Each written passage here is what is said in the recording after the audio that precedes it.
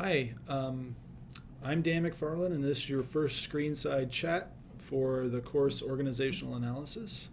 I think you'll notice about the screenside chats right away is that they will be somewhat unscripted in comparison to the lectures, and there's reason for that. I want you to have kind of a conversation with me.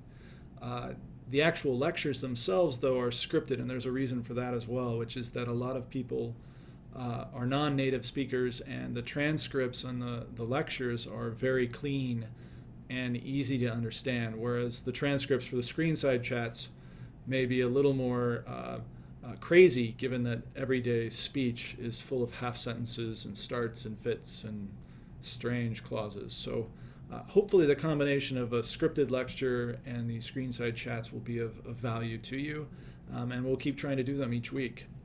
As I mentioned, every week for the screenside chats, I will be looking for the forums and threads that have the biggest kind of counts on votes, upvotes. So please be sure to upvote anything that you think is a conducive conversation or an interesting one that you would like me to kind of focus on and think about. Before I begin, I just want to also thank or direct your attention to all the community TAs out there. We have some community TAs who are from the prior class back a year ago who did remarkably well and were highly engaged, and they've been willing to come onto the site and engage with you in conversations and to facilitate the course purely voluntarily. And I'm really grateful to them. I'm very impressed with them, and they're wonderful people.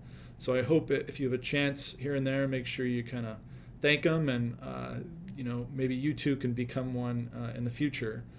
I also want to thank all of you. The reason this course is kind of special for all Coursera courses is the fact that the forum is so vibrant, and also the degree to which the course actually is substantive in terms of requiring or asking a lot of you and getting quite a level of participation out of the students. The forums are tremendously interesting. I think a lot of you could spend days reading them. They're full of great reflections. Now, I realize with long forums, some of the posts kind of can seem repetitive at times. But I also think that if you just spend a little time there, you really have this wonderful resource of all these individuals with great expertise in fields that there's just no way any one of us could have that breadth. So I hope you take advantage of it. And it's also kind of neat, where else would you find this kind of conversation about organizations or management anywhere? And not only that, it's pretty clean and professional too. So I think that's really remarkable and extraordinary. So I really want to thank all of you for promoting that and being wonderful citizens and participating. So the first screenside question that I will address this week is one that was posed by a former student last year that I put up there that seemed to be one that the prior course was engaged with, which Choi Ka Ying related, which he says, is it possible to have multiple organizations within a giant organization? And he remarked on how organizations can be different in size and structure, but that it's possible, he wondered if it's possible to have multiple organizations within a giant organization. And he brought up the problem of the fact that departments or subunits within an organization can seem to start to have a resemblance to a distinct organization as well. And he wondered, can we still call it an organization? How do we decide when a department is an organization or part of a single organization? So it's about boundaries. It's about when is a department acting on its own or in the interest of the larger firm.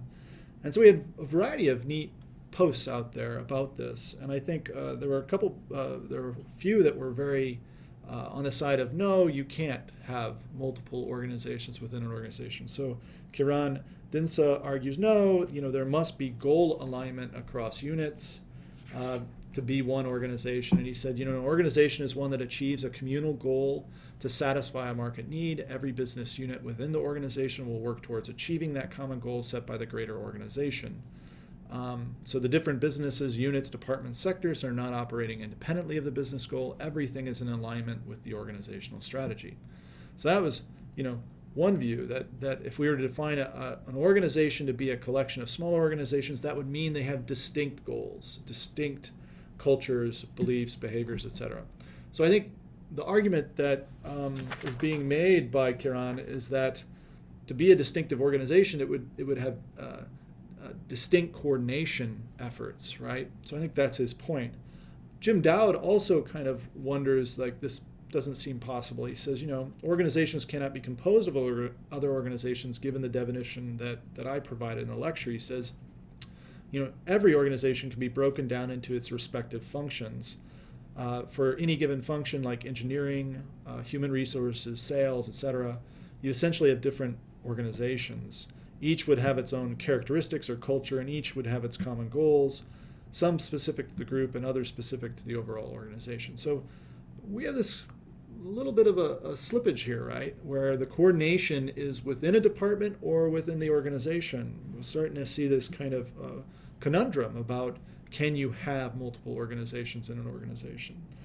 Quite a few of you, though, said yes, you can. And this is where Don I'm so sorry, I'm going to butcher your names. Don McEachern?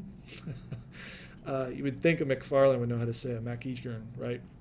Anyhow, you can have multiple organizations in a larger organization, he says, like a conglomerate organization such as GE. And they have various businesses in different industry sectors that can and must operate as their own entity and can be sold, spun off as a complete organization. And he says, it goes on to say that he sees departments as having separate identities, but as operating ultimately as a whole. So there seems to be this shift that once you become an organization, you act independently of that whole. Rebecca Maines and Dale Halverson also bring this up. They say they kind of have a neat argument about differentiation within firms and how units can have distinct participants and goals, but that their tasks and functions are interdependent with other units, that they have to coordinate across these roles and functions to make the firm work. Dale and later Miguel Subosa also, they add to this, arguing that with size you have this greater variation or differentiation. And Dale argues that he kind of encourages people to look up to the next layer, so from one department up into the administration of multiple departments, right? So he kind of says that organizations try to foster cascading goals so that the layers down create somewhat distinct goals, but that they align again. So we have this notion of alignment. So I'm starting to, from reading these, you start to get the sense that even the no camp and the yes camp kind of are in agreement if we just start to specify the notion of where coordination is occurring. We have differentiation and coordination, and calling something a department versus a distinct organization suggests that the coordination between units no longer exists when it becomes an organization of its own. Sina Hartung also kind of says this well. She says, why don't we consider a compromise? Good job. Way to be a peacemaker here. Subunits are partial organizations, and this means they possess characteristics of an organization but are dependent on the mother organization. In addition, the individuals of the partial organization may consider themselves part of the mother organization. So that's helpful too. From my vantage point, there's this sociologist named Emil Durkheim who had a pretty good characterization of kinds of organization or kinds of societies. And with size, he talked about how we shift from one type of society to another. And he used to talk about how in ancient societies, the integration of them occurred because everybody did the same things, kind of like within a department or a group. If people mirror or share the same kinds of goals, activities, etc., they tend to have this collaboration and coordination within it. But as societies grow, now mind you, societies grow, it's just like organizations grow perhaps too, they grow more specialized and differentiated. So large firms start to have functional differentiation of units, right? And because of that specialization, Durkheim asked, well, how does society stay together? And we can ask the same thing of organizations, right? What keeps them as an entity? And what he argues is that with that differentiation, there comes interdependence. He calls it organic solidarity, which some people call, like Ferdinand Tönnies called Gesellschaft. So this is the notion of an organizational society, right, in some regards, that the coordination across these units exists, right, within a firm or within an organization, in spite of the differentiation. Once that coordination across units no longer occurs, or within them, right, we start to lose the definition of an organization, and it becomes more of an independent entity. So I think it's a fruitful question to wonder, like, what's a department versus an organization? I think we've gotten somewhere on that and can start to articulate that in useful ways.